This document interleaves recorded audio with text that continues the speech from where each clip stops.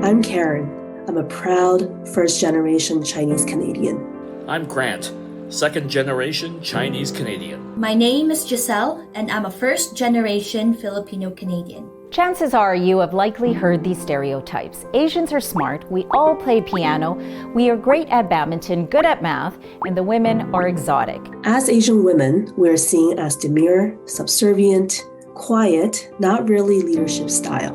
We're bad at driving. We all know Kung Fu. We're always very sacrificial. We're hard workers, cheap labor, and yet we are still doctors and lawyers, all because we have strict parents. For me, the model minority was reinforced by my parents. Put your head down, work hard, and don't make trouble.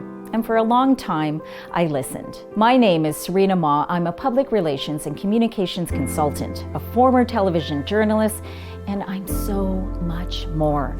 I am a mother. I am a first-generation Chinese Canadian. 3 years ago, when COVID hit, racism, which I thought was long buried in my past, took center stage.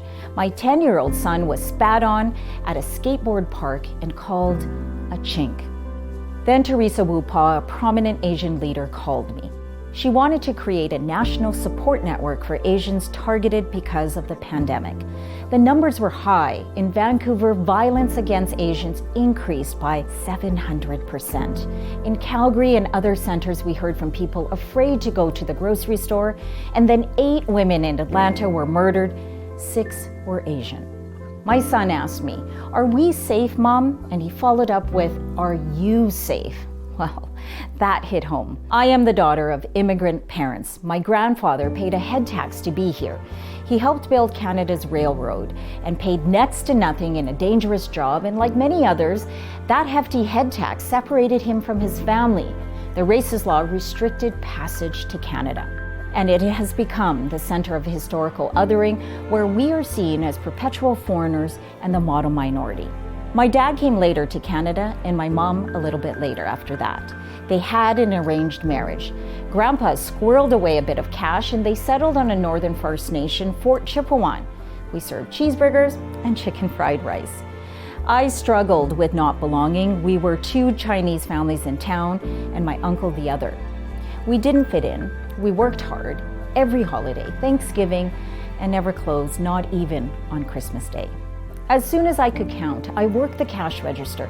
I learned to count in English before anything else. I know how much a piece of pie was, and I know how many cups of coffee it took to get me into university. And those stereotypes we're talking about, they're so incredibly damaging. Sometimes it's so ingrained, you don't even know you are buying in. I didn't know why for so long I didn't fit in. I wasn't Indigenous, I'm not white, and sometimes I'm not Chinese enough. I don't have an accent despite English as my second language. I didn't want to eat Asian food at school, not that smelly stuff my friends would make fun of. School was and is the breeding ground for not fitting in, not belonging, being different, exotic, oriental, like a rug, a possession to be traded and bought. I didn't share my story for a very long time because I was afraid I would stick out even more. And when COVID hit and Act to End Racism was created, I could not stay silent anymore. Hate crimes escalated, the tragedy of George Floyd, and so much sadness and hate dominating our headlines. We mobilized 3 anti-hate protests in Winnipeg, Calgary, and Edmonton. Our Indigenous, Muslim, Black community marched with us. We shared experiences about what it's like to be racialized and othered. For me, I'm still learning. I know now why I haven't felt a strong sense of belonging before, how my environment has added to that, and how we must talk about it. And by sharing our lived experience, it brings us closer together. It helps us understand. And with allyship, our voices become stronger, and we can affect change together. That we deserve to belong. We deserve to belong. We deserve to belong.